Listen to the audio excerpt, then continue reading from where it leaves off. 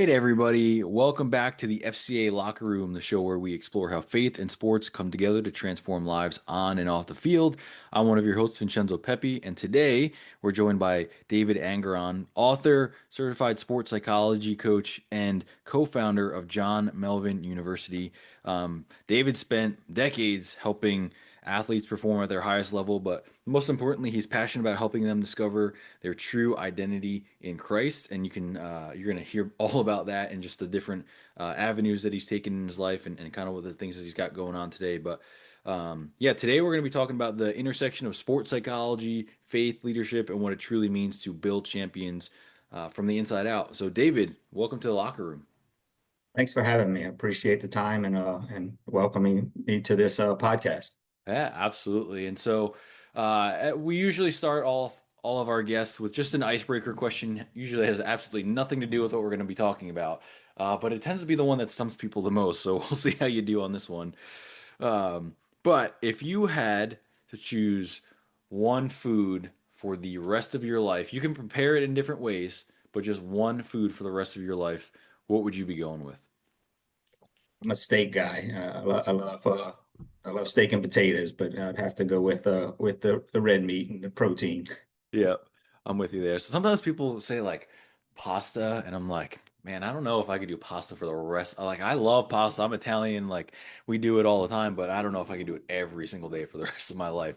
That would be a little Yeah, bit much. right. I Yeah, have been doing, steak and oh, yeah. I'm sorry. Yeah, Oh, I steak and was, fish. yeah, Steak and fish are my two go-tos, but fish has to be prepared a certain way for me. So I don't sure. like it to be too fishy tasting. So steak I can do a lot of different things with. Yeah, definitely. I've been doing the carnivore diet for a little bit, so that's pretty Okay. much been that's been my life for the past month now. But yeah, absolutely. So, good answer there. I like that. I'm tracking with you there. But let's rewind a little bit. Let's introduce you to our listeners. Just give us a little bit about your background and maybe kind of what first drew you into sports. I mean, sports has been, my life since as long as I can remember. 5 or 6 years old, remember playing every sport possible. Growing up, I played baseball, football, basketball, soccer, tennis. If it was in season, I was playing it. Um, I grew up in a small Baptist church in a small town in Louisiana. Got baptized when I was 10 years old, but again, my focus and my priorities, was on the wrong things as when I was younger, and sports was again my life, my go-to. It was the only thing I really knew how to do. Yeah, I definitely feel like there's some similarities with how we grew up. I mean, that was same thing with me. It was kind of went to church here and there, but that wasn't really a part of my life. It was just something that I happened to do. I feel like, whereas sports, like that was truly like that was my like. If someone asked me to like describe myself, I was telling them I was a baseball player. Like first and foremost, that was gonna be the first thing that ever came out of my mind. And I think a lot of athletes, coaches, people that especially play sports at a young age, like that's where they're at. And so we'll unpack that a little bit today too, kind of how what that transition looked like for you. Um, but what how did baseball specifically become such a significant part of your life? I know there's a lot of your story there. I was watching some of your videos and reading up on you a little bit, and baseball seemed to be pretty constant and something that you pursued pretty heavily. Yeah, and really the funny thing is, I mean, baseball and football were my favorite sports to play growing up, and probably the two sports that I was best at. And honestly, I enjoyed football more than I enjoyed baseball from a playing standpoint. Hmm. Uh, but when I was in college, I had the opportunity to play both baseball and football. And then after college, I had the opportunity to either go play arena football for like $600 a game, or to take the head coaching baseball job at my former high school. And I was about to get married, and $600 a game wasn't going to pay the bill, so I ended up taking my the head baseball coaching job at my former high school, which is kind of where my career in baseball started to align. Yeah, yeah. And so, um, tell us a little bit about that season of your life, being a head coach there. Did you have anything else kind of going on career-wise at that time, and just maybe some of the things that started to be unveiled to you through from God, maybe during this season of your life? Yeah, I mean, at that point in my life, by the time I was in college, God was probably the furthest thing away from my mind. Again, I grew up in a small Baptist church. My mom would make us go to Sunday school and Wednesday night service. But by the time I got to college, I might have had the initials GFEB for God, Family, Education, and Baseball written under the bill of my ball cap, but that was not the priorities in the order that I was living my life. Mm, Baseball and football was it. Even when I started coaching, God was working in my life, and I didn't realize He was working in my life. But at that point in time is where I started coaching a kid named John Melvin, who we actually ended up naming our school after. But at that point, I didn't realize how important that kid was to me because he was just I was 22 years old, he was like 16 or 17, and mm, I kind of took him under my wing and helped him advance his career to play at the college level.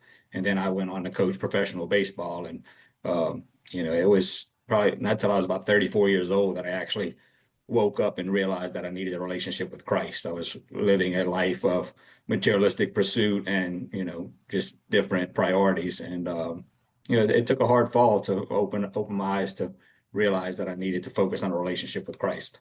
mm. Was there anything specific, like you said, when your eyes kind of got opened up? Was there anything specific that like a spiritual mark in your life that you can say like that was a kind of a turning point for me? Well, again, when I was in professional baseball, I started my professional coaching career when I was 26 years old. And materialistic pursuit and the temptation of that lifestyle just took over. I lived in penthouse condo. I drove fancy cars. Signing autographs everywhere I went. Everybody was praising me like I had the greatest job in the world. But by the time I was 34, I still had all the materialistic things. But I was going through a divorce. I was depressed, and I just couldn't figure out what was missing in my life. I had what everybody else thought was success, and I was empty because I would always set my own personal goals, but I would forget to ask God if those goals were aligned with His will. And by the time I was 34, I started praying like, why am I depressed? And I was working a baseball camp one day and asked all the players at the camp, if they could pick one player from any generation to be their number one draft choice, who would it be? And they started naming a bunch of, famous pro athletes like Barry Bonds and Mickey Mantle. But one kid in the back said I would pick God first. And Mm, at that immediate time, it didn't really hit me. I mean, I knew it was a good answer, and I sure. even gave him a bat bag as a gift award for saying that, having the courage to say that answer in front of everybody. But that night, I went back to my hotel and started praying. Why am I depressed? What's going on in my life? What's missing? And that's when it hit me that an 8-year-old kid told me what I was missing. I didn't Mm, have a relationship with Christ, and I kind of changed my priorities and started putting God first, and really praying and learning to listen for God's answers, and just totally realigning my priorities. And slowly but surely, my life started to change for the better, and I got out the depression and really woke up to what was important. And now I try to share my testimony with others, just so they don't fall into the same traps and the pitfalls that I went through, with the materialistic pursuit. yeah. That's awesome, man. I love aren't sports awesome? Like it's just man, God can use. I mean, I believe God, obviously God can use any vehicle, right, to share the gospel and to make a life impact and a soul impact. But I love sports, man.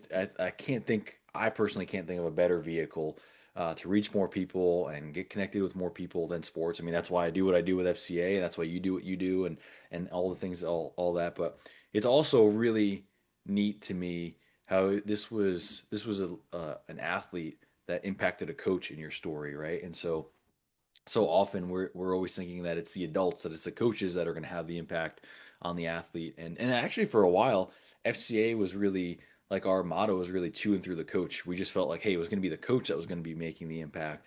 And then maybe 6 or 7 years ago, that really started to transition to just to and through. And we realized, hey, like athletes can have impact on their coaches.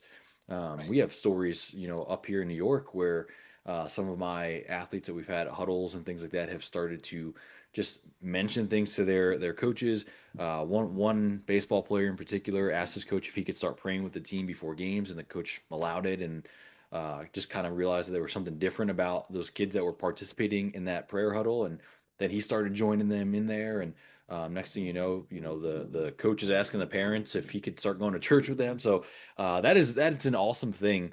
And what brought you guys together was a baseball camp. Like that's an awesome thing. So Right. yeah, thank you for sharing that. And I think it's definitely a story that resonates with a lot of people. But I appreciate what you said also. There's how at the end you realized like now you're pursuing other coaches, other people in that realm that might be chasing those materialistic things, the things of this world, the things that will fade. And through your many endeavors as an author, coach, at the university, trying to establish or help them establish their identity is not tied up in those things.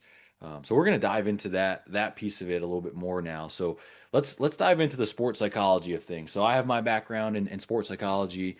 I find this fascinating. I wish when I was growing up and when I was in college and things that I had someone that could have spoken into me through the mental performance and the sports psychology piece of things. Because we are as coaches and athletes, we're always stressing you got to, especially baseball, you got to be in the cage, you got to throw this many pitches, you got to take this many swings, you got to have this many reps. But we don't always talk about the mental side of things. And you probably know as a former professional coach and scout, at some point the talent level kind of evens out, and it's who's going to have that mental edge will typically sometimes tip those scales. And so let's talk about that a little bit. How did you kind of enter into that world of sports psychology? I've always been interested in that side of it. As a young player, I was what I would consider mentally tough. And I hate to even say it, but a little bit cocky and almost arrogant as a player. Mm, So I was undersized. I was 5'8.5", about 160 pounds in high school. But in my mind, I believed I was 6'5" and 225. Um, nice. and I always played for the approval of others, instead of playing for the uh, audience of one, like I try to preach now. But I always wanted to be that guy that was in the spotlight. I was able to just slow the game down mentally, and it actually just intrigued me as a young athlete to understand the mental side of the game. As I grew older and started studying sports psychology even more, I realized that there's a lot more to it than what I just personally grew up knowing. But it's fascinating to me how breathing techniques and how just different visualization and imagery techniques can really help an average player perform at a higher level than what their abilities are. Yeah. When we kind of first launched this podcast a few years ago, one of the first guests that we had on here was someone who was a mental performance coach, and we kind of talked about this a little bit. He was a little bit newer in his career, more recently graduated, was kind of doing things on a smaller level. But it was really awesome, just kind of the feedback that we got from people. Um, I think because we're seeing it more and more now, we're hearing about the sports psychology piece of it, the mental load that these athletes are carrying, and how like now professional levels and even higher college levels, there are sports psychologists on staff and are really working with these athletes because I think our society and culture has started to realize like that can be a tipping point. And that's what kind of brings these athletes to potentially another level. So Right. if you were to just really basically try to explain sports psychology to someone that's new to it, how would you go about that? I mean, it's just really the mental training of being able to play in the moment, and slow the game down mentally, to where that you can stay focused and compete every pitch, every play, instead of fighting performance anxiety and worrying about the next inning, or if my previous error or my previous strikeout affected um, the long-term outcome, and really just training the mind to just compete in the moment. Yeah.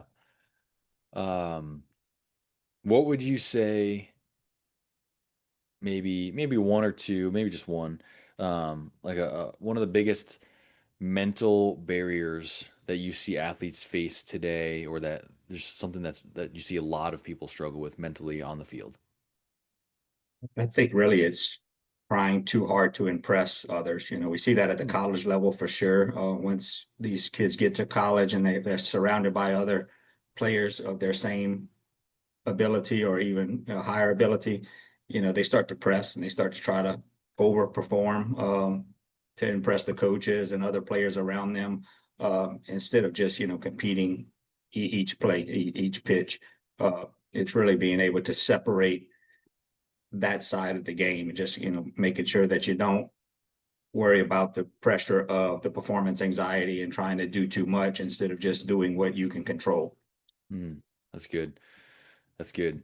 I've coached for probably about 10 years now, youth level, travel ball type things. And um, as young as like 4 years old, I've been doing like classes and things like that. But then, like at the travel level, I've coached like 10 to 18-year-olds. And that, without a doubt, is, you're right. I mean, from what I've seen, it's probably the hardest thing, especially in today's world with social media, and they're always comparing themselves, and they're trying to prove that they're better than maybe they are, or they're trying to put out this persona. I know, especially in the travel world, it's all about what division are you going to go to when you play in college. And I saw you have something in there about D1 or bust on your website there, and I thought it was so interesting because I do think so many athletes feel that. I feel like they think I'm only going to be successful if I go Division One. And I've personally seen athletes that is their mindset, D1 or bust, and they get to that Division 1 level, and maybe it's a lower Division 1 level that they that probably isn't, maybe it's not a great program, but they just wanted the title of Division 1, and they go there and they struggle and they realize that it's more of a job than enjoyment and things like that, and then realistically they could have been going to a Division 2, Division 3, a JUCO to start, and developed and actually continue to love the game. But they were like, "Hey, that kid's going to Division 1. I have to go there too." And so it's definitely a big problem in our world. But I think social media and just the comparison, is a thief. And so I think people see that a lot. Yeah, I agree. And, unfortunately, parents put so much pressure on their players, their students, and their children because they have the ego that they want to be able to brag to their friends that, hey, Oh my yeah, kid signed a Division 1 scholarship. And me and my son wrote the book D1 or Bust. And mainly because of my background in scouting, I see so many players that go to Division 1 level and they actually get worse. They don't develop because a lot of Division 1 schools, they just recruit as many of the top players as they can. And if you don't perform, they just replace you with the next guy up. yep, Whereas my son was able to play at, junior college level, Division 1 level. And then, because of the COVID year, he had an extra year to, play while he was getting his master's, and he went to NAI division, and his best years in college baseball were the junior college and the NAI level. mm, It's the worst coaching experience he had was at the Division 1 level, and he went on to play professional baseball and played in Australia. But it just, he lived that life to be able to share with other students that the Division 1 uh, tag is not all it's cracked up to be. absolutely. Man, if we have any parents listening to this episode, like, rewind and listen to the last 5 minutes because that is so important. I remember we did a study when I was going for my degree in sports psych, about travel sports and just youth sports in general, and the cost that people take on to put their kids in these travel clubs, and the training and the traveling and all these different things. And it's like, oh, you have to, as a baseball player, it's like, hey, you have to go play in Georgia, right? You have to go play at Lake Point. Like, that's, if you're not going there, you're not going anywhere, type of a thing. And we found through the study that parents are doing that in pursuit of a Division 1 scholarship. But if they were to save that money, they would be able to put their kids Hey, through college. And I yeah, just always thought that was so funny. And that was one thing that I would always tell my parents, like, when I was coaching 12 and 13-year-olds, they're worried about what scouts are going to be at our tournament. And I'm like, there's not going to be any scouts here. There's going to be, Sally and her sister are going to be probably playing in right field somewhere in the middle of a game, because that's what the level that we're at. But right. it Yeah, is that's interesting. I tell people all the time, as a scout, I hear these parents and these coaches tell me, "Hey, look, I got the number 3 catcher in the country, it's ranked on this website, and I go scout a tournament in Texas or something, and I'm like, they're not even the best top 3 catcher in this tournament, but Mm, what they are is they're ranked as the top top three catchers that paid a bunch of money to get on that ranking system that they paid for. So, Yeah. all the ranking that, parents don't fall into the trap of, trying to get your kid ranked and all this stuff. Just go let him play and perform. And, use the baseball network to get his name out there. Hmm. All the high dollar and expensive showcases and tournaments, it's really just a money grab. And it's unfortunate that it's become a multi-billion dollar business and they take advantage of a lot of these Oh yeah. students. Yep.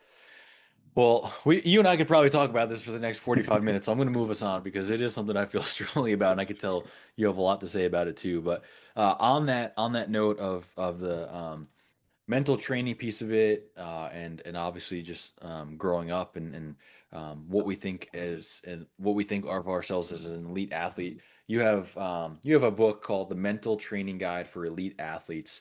It's not necessarily one of your more faith focused books that you have, which we'll talk about more in a minute. But tell us a little bit about that one. What kind of resources does that look like? Maybe what drew you into creating this book and this resource for parents and athletes. Yeah, I mean, actually, I started writing that book on my drive to Kansas to watch my son play junior college one year, and I just started talking on my phone and taking notes because I was, like I said, I was always passionate about the sports psychology side, and I wanted to share it with other people. And it's funny when I got to Kansas and told my son I was going to write a book, he said, "Dad, you're just a dumb jock. You can't write a book." And a long time before that, I would have said, "Yeah, watch me," and I would have, done it myself. But at that time, I realized the importance of having God in my life, and I told him, I said, "I know I probably can't write a book, but I know God's, opening the door for me to do something, and He'll take control." And since then, I've written multiple books, and God's been the answer behind it. But the book's basically just, so when I started coaching, I had a parent tell me one time that don't expect to win with this team because you can't make chicken salad out of chicken crap. And I took it personal and like, yeah, watch me, and that's the thing. We want to make sure that we are able to teach players how to, reach their full potential and overcome obstacles. And life's, challenging. Life in general is challenging. When you add sports to it, you're going to face all kind of adversity and all kind of challenges. And if you're not mentally prepared to fight those battles, then you're not going to be successful. So this book was just a guide to just open the eyes to parents, coaches, and athletes on what's important to prepare mentally to not be a major league baseball player or NFL football player, but just to reach your full potential and play to your highest ability and have the most fun out of it, because that's the most important thing at the end of the day, is just making sure you're enjoying the game. Yeah, that's great. We're gonna put a link to these books in the episode description so the listeners can take a look at it and check them out for themselves. But again, if you are listening to this podcast episode and you are a parent of an athlete, if you're an athlete, even if you're a coach, this is something you should take a look at. This is a resource you should absolutely take a look at. Um, we're not coaches, parents are they're just not versed in the mental side of it enough. I think we need some more education. We need some more light shed on it. And this is a great resource for you to be able to take and read and then implement it on your own at your own pace. So that's an awesome thing there. So now let's marry the two. Let's marry the faith and performance side of things. Um, how do you think your coaching, um, or how would you say your faith influenced the way that you began to coach? I know you said obviously you were coaching before you like really came to faith and really had a relationship with Jesus, but then how did you continue to coach after your faith really caught fire? Um, like I said, I was always a believer, and I was always a kind person and, wanted to help as many players and families as I could. Even when I wasn't living my best Christian life, I was still trying to help others. Um, but I always thought I was the missing link. Like I was the one they needed to listen to and pay attention to. Whereas as I got older, I realized that my job was just to plant seeds and to kind of help. And once we started our college, I started to realize that I don't always have to be the one up in front of the students and in front, up on the stage talking. Our students get up and do a lot of student ministry now, and they lead Bible studies and they do things on their own. And just by us planting the seeds, they actually drive the vehicle. And And that's where I think a lot of people make the mistake. A lot of coaches make the mistake thinking that they have to do everything their own way and everything has to be a cookie cutter approach. Um, but when you just, lay the foundation and set up the culture, um, the correct culture, the students and other people involved will help drive the vehicle, and it's so much more powerful as you go forward. Yeah, that's great. Um, I think sometimes as Christian athletes, sometimes we feel like this pressure, like we have to kind of be soft on the field. Um, but I also think, well, before I give my thoughts on that, what are your thoughts on that? Like as a Christian athlete or coach, do you think that we have a responsibility to be more timid and lighthearted and quote unquote soft on the field, or do you think that's kind of the opposite of how we should act? That's it. And I think that's one, thing a lot of people think. They think, hey, look, if I go see a sports psychologist, that means I'm mentally weak. If Mm, I, show myself as a Christian athlete, it's gonna make me appear physically weak. Um, I mean, the Bible talks over and over about discipline, about warfare, about battles, and really about stepping up and being a tough individual, not being soft in any way, shape, or form. Yeah, you got to love everybody. You have to be kind to everybody, but at the same time, when the battle's in front of you, you have to be tough enough to face that battle. And I take the same approach in sports. We're gonna win our share of games. When nobody wants to win more than I do, but we do it the right way. We're not gonna mock and antagonize the opponent and things like that. We're just going to go and play and, play for the audience of one and leave it all between the lines. But yeah, I think it's a big misconception that, if you're a Christian athlete, you're considered soft. hmm Because I can tell you, we have three campuses with sports, and our kids are some of the toughest kids in college sports and all at Christian University. So Yeah, without a doubt. All right, so let's talk about that a little bit. So it's, just hearing your passion for developing the whole person. It's not a surprise that, that to me at least, it doesn't seem like a surprise that you then went into the, co-founding and starting a university. So John Melvin University. So talk to us a little bit about that. What inspired it? What was kind of what was the plan to start it? What did that season of just like, okay, this is the thought that we're gonna have, and then kind of walk us through what it looked like to then your first day launching it. yeah, that's a funny story because there was no plan. We had no idea that we were going to ever start a college or anything like that.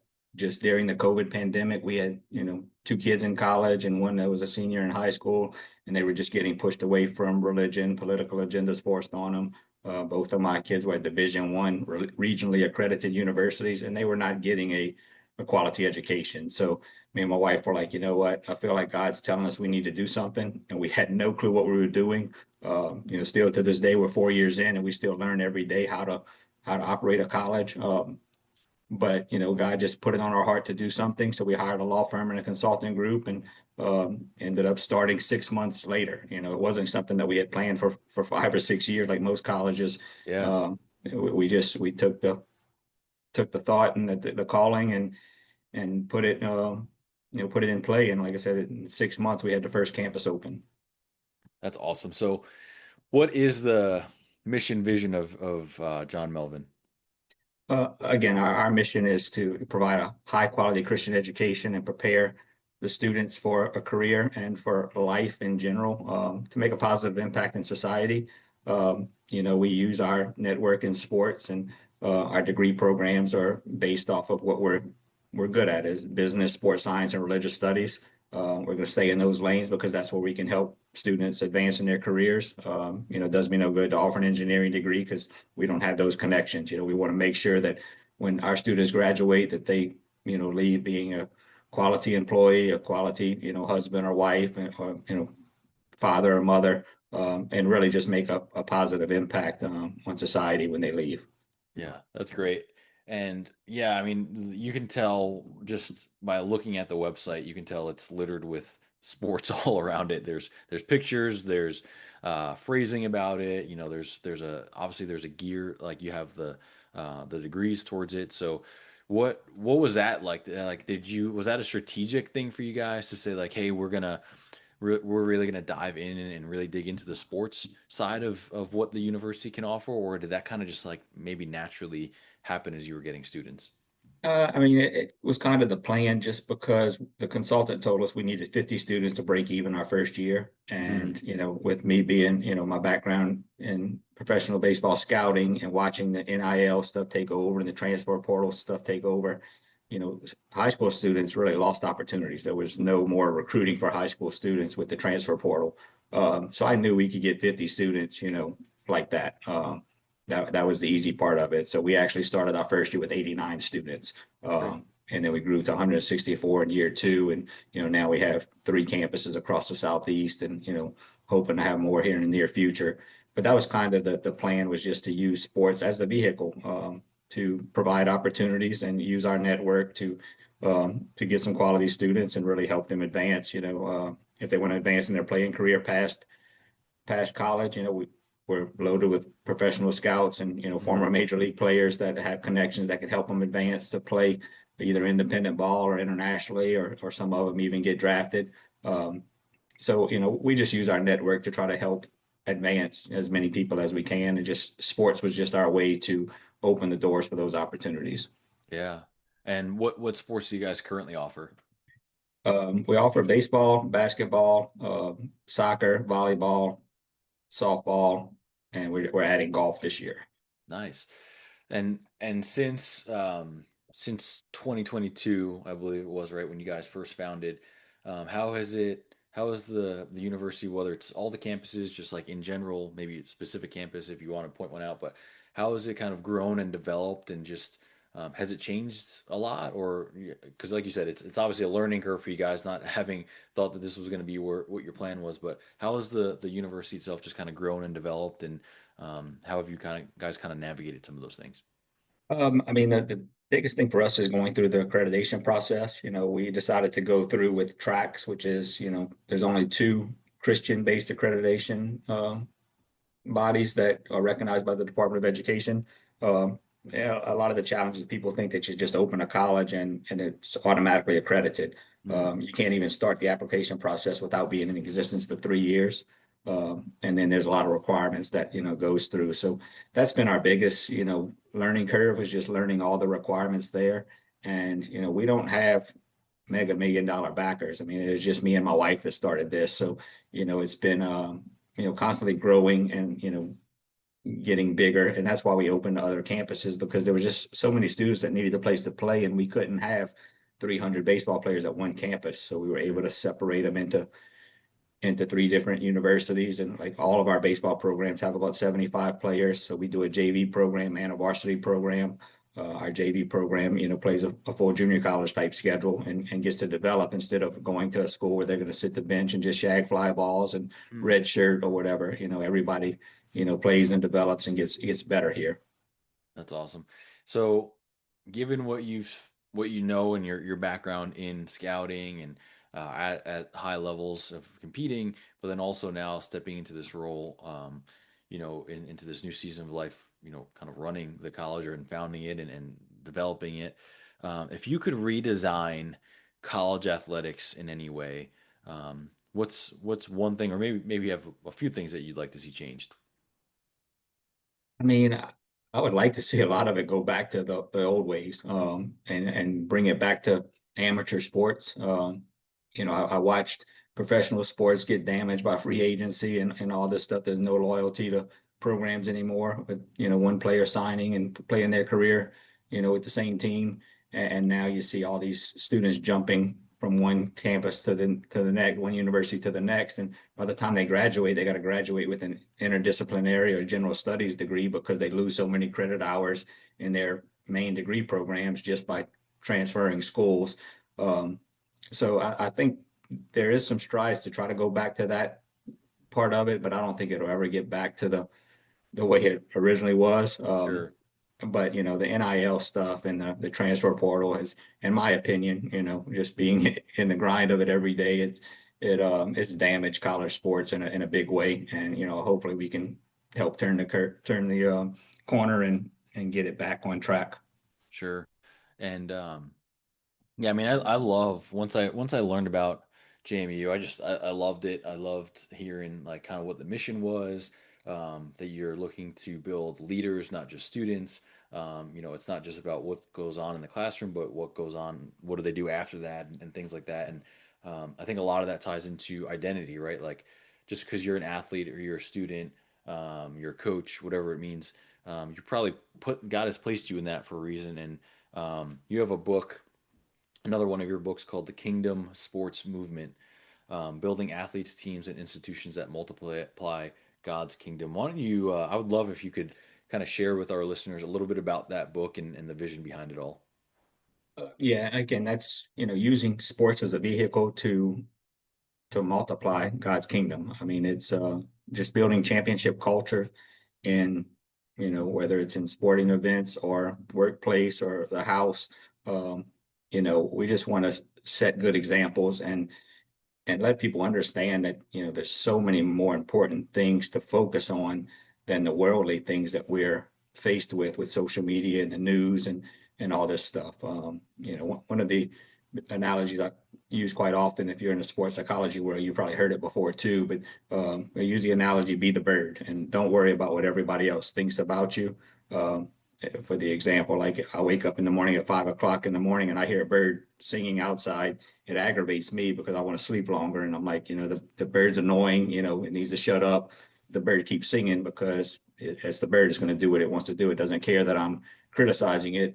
Whereas my wife will wake up at the same time and she says, the bird sounds so peaceful and beautiful and Mm, praises it. Well, the bird's still going to sing, whether, she's praising it or whether um, you know, whether I'm fussing at it, it's still going to just be the bird and do what it does.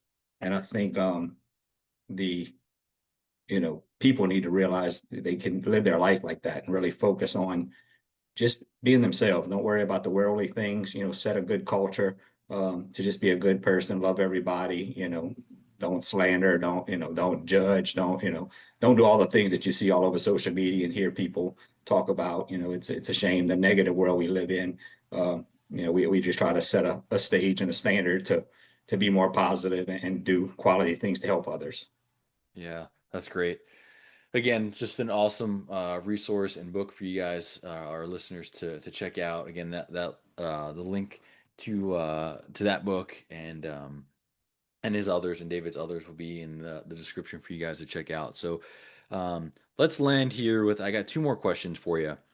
Um, the first one is what's one lesson you wish that every athlete would learn early on in their playing career? Again, I wish they would just learn to focus on the moment and not trying to win every championship with every play and not worrying about the fans and all the outside noise. Um, just be able to reset their mind at every play. It's a good one, especially in baseball. Yes. Especially in baseball, yeah. And then my last question for you. Um, if you could sit down with a coach, or maybe there's a coach listening to this and you could speak directly to them, maybe a young coach wanting to utilize their platform as a ministry opportunity to share the gospel or to be a light in their players' life, maybe even the parents' life. What advice or encouragement would you say to that young coach? I would just tell them to focus on planting the seeds. They don't have to do everything. They don't have to, they're not going to change every life. We want to save as many as we can. You're not going to save them all.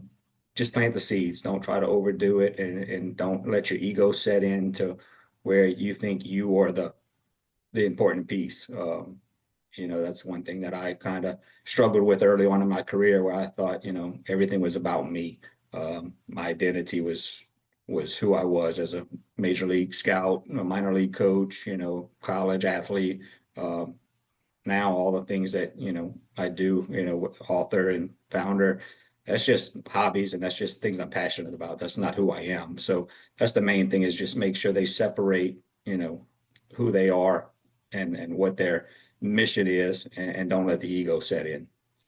That's good. That's good stuff. Yeah, I definitely think coaches. I mean, you said you were guilty of it. I was definitely guilty of it when I first started coaching. I felt like I had to do everything I said. I felt like had to be the best thing I've ever said, and had to point to Christ and all those different types of things. And I needed to end the season with all of them being saved or whatever the case was. And then I realized like that I was putting too much pressure on myself, and not just letting the God kind of do His thing in the seasons that He was. And so I think that's a great lesson for young coaches specifically is you don't have to get it all done all at one time. You have a long season. You could probably have these kids for multiple years. Like just be a constant presence in their life and just letting them see how you're kind of living your life. I think is probably one of the best ways to do ministry, right? I mean, that's even Yeah. kind of what Jesus kind of describes for us is do it and people will follow. I mean, that's what he did, right? He just did the ministry and people followed and watched what he did. So great advice Yeah. there. So And one other piece of yeah, advice I'd give is just make sure they get to know each individual. Don't try to cookie cutter approach every student, because all the different personalities they're going to face, it takes different approaches. So, that's something that's pretty important is making sure you get to know each individual that you're coaching or working with or doing ministry with. yeah, that's a good point. I tell a lot of our coaches within FCA a couple different things. So like just using baseball for example, like as a coach, you have to know the temperament of your pitcher. Like you have to know what pitcher you can go out there to on a mound visit and like really like nail into, like So, get him yeah, and he's going to be motivated that way versus the other athlete that needs, a pat on the back, needs a gentle voice. yeah, Because you could crush one, or you could just like the other one could just be like that was a pointless visit, So exactly. you have to know your athletes. And then the other thing I always tell them is get to know them beyond the number on their jersey. Like get to know them as a student, get to know them as an individual, get to learn about their family. So like as when I was coaching, me and my assistant when we would have our warm ups, we would go up and down the line as they're throwing, and we would talk to them, but we wouldn't ask them one thing about baseball. It was always about school or your family or about this extracurricular activity or just how your weekend was. And I think that was important because then they started to realize like we cared about them. And we hear it all the time in sports that your athletes don't care about how much you know until they know about how much you care. And that's Exactly. a perfect example and a great way to end that. So, yeah, thank you, David, for sharing your wisdom and just reminding listeners that while mental toughness specifically, right, can elevate our performance, there's all these different avenues, and we're chasing a lot of things, and we have a lot of dreams and aspirations. That a life rooted in Christ provides that lasting impact, that lasting purpose, and extends far beyond the game because at some point it is going to end. And so, what are you left with is really the question, and what are you building? And sports can be a great resource and tool to build all those things as a player and a coach. So, yeah, David, again, thanks for joining with us, and we look forward to. We'd love to have you back on here, and we're definitely going to be keeping a close eye on JMU as as next season starts in the fall and things like that. See how your programs are doing. Appreciate it. Thank you for having me. And if we can do anything to help you guys out, keep us posted. So thanks again. Absolutely. Well, thank you guys for listening. And until next time, compete with excellence, lead with courage, and live for Christ. We'll see you next time in the locker room.